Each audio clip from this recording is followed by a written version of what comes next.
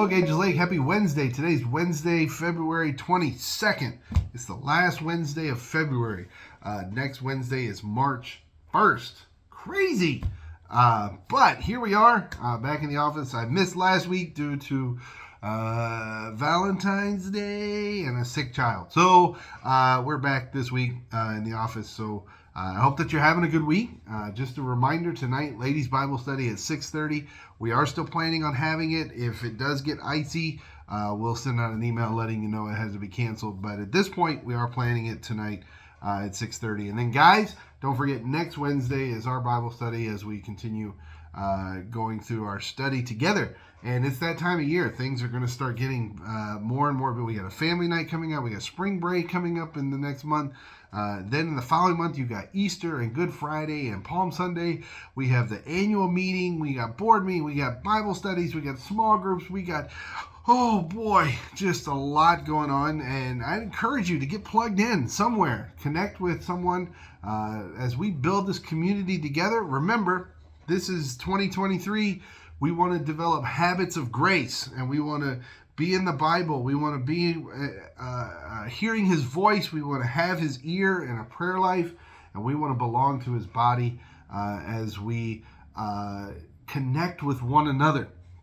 As we enter into this time leading up to the passion of Christ and His death on the cross. I know a lot of churches are entering into a time of Lent, and while we don't do that here at our church, it is a good reminder of just reminding ourselves what Christ did for us as we look ahead to that time of Easter weekend. So, but it is lots of opportunities for us to get involved and connect together. So can I encourage you to plug in somewhere? Come to a family night, come to a Bible study, start a small group in your home, like gather with someone else, get another couple together and say, hey, let's get together, let's get to know one another, and let's join in a community of believers.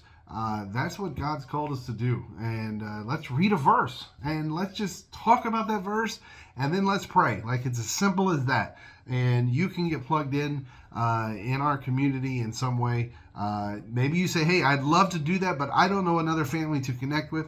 Reach out to me. I'd love to connect you with someone, and you can start that together even in these next few weeks. I know it's busy, and I know there's a lot going on, but let's get involved. Let's worship the Lord together in different ways.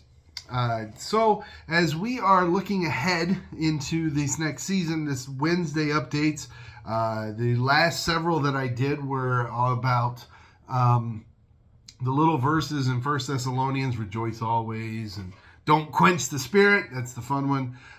So we went through those, and then I've been trying to think of what to do next. And I started questioning. I'm like, well, what am I going to do?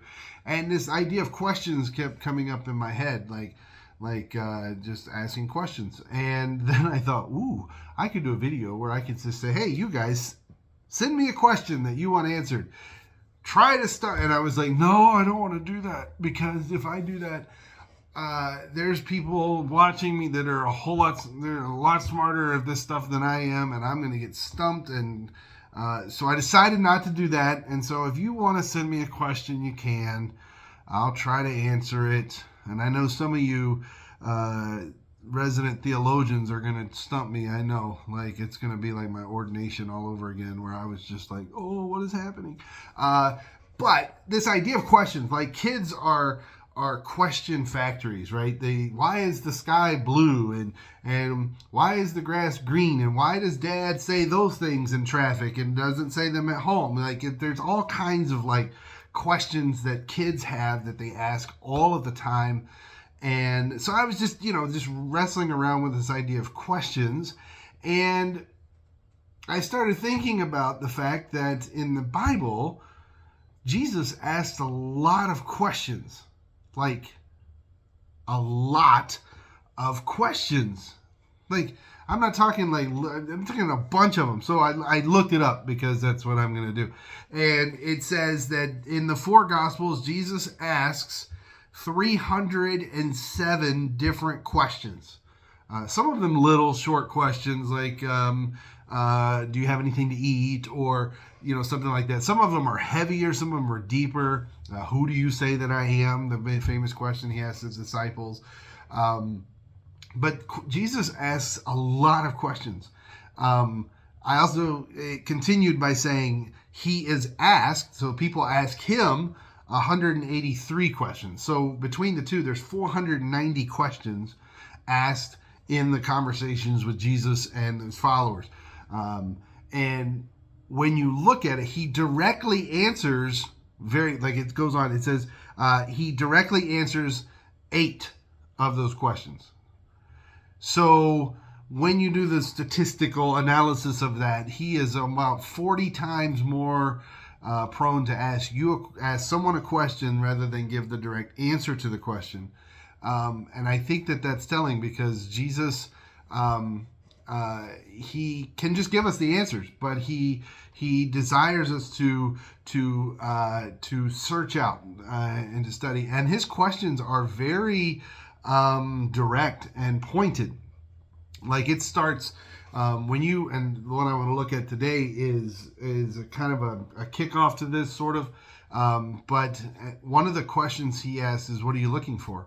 What are you searching for?" There's a lot of those kind of questions when Jesus is asking you, and they have a really deep understanding, because it searches your heart, and that's exactly what Jesus does. The first time you see Jesus asking questions is, and I would give you a second, maybe you could guess, where do you think Jesus is asking questions first? Is it at the Jordan River? Is it the disciples? Is it the Sermon on the Mount? No, it's none of those things. It's actually much earlier than that. The first time you see Jesus asking questions was in the manger. No, it's not that early. It was actually when he was 12. You remember the story? If you don't, it's Luke chapter 2. The end of Luke chapter 2. Jesus is a boy. He's 12 years old. Luke 2:41.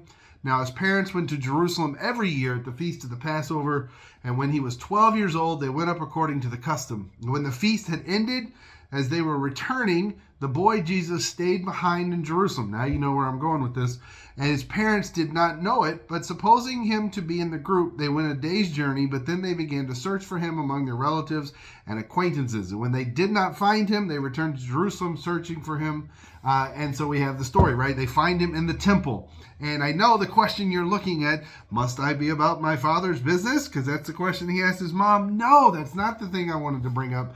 It actually says, after 3 days, they found him in the temple, sitting among the teachers, listening to them and asking them questions. Asking the teachers. We're talking like the Pharisees, the scribes, the religious leaders. Jesus is there asking them questions, and we don't even know what the questions were. All we do know is it says, and all who heard him were amazed at his understanding and his answers. Because I think Jesus was asking them questions that they had no way of answering, and they didn't know how to answer them, so Jesus would then give them that answer. So many times in our life, we have questions, we ask questions, and God gives us the answer. To search for those questions, answers. How do I live a holy life? It's right here. How do I obey? It's right here. How do I have a new relationship with Christ? It's right here. Like, there are so many answers in God's word if we are willing to search them out. And I love the fact that Jesus is a 12-year-old boy asking teachers questions, because what 12-year-old boy doesn't do that?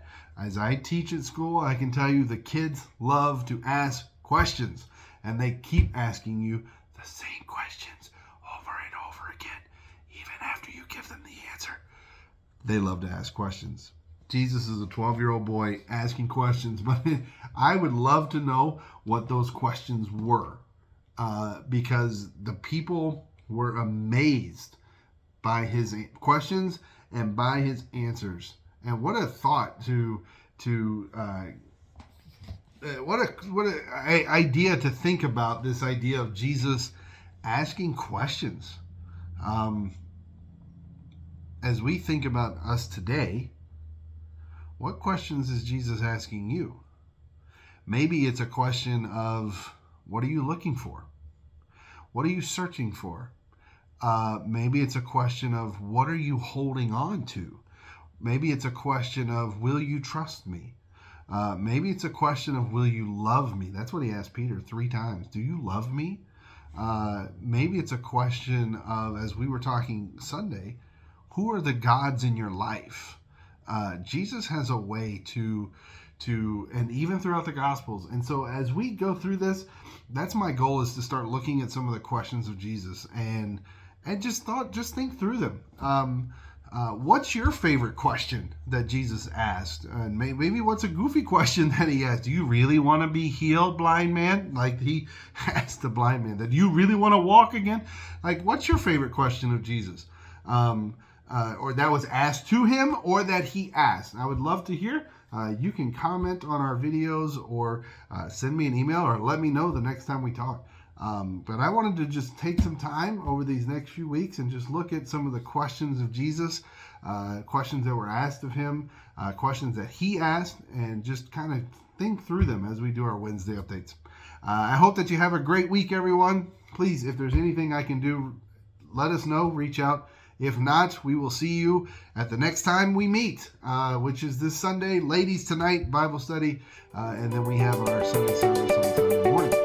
Have a great week, everyone. We will see you next week.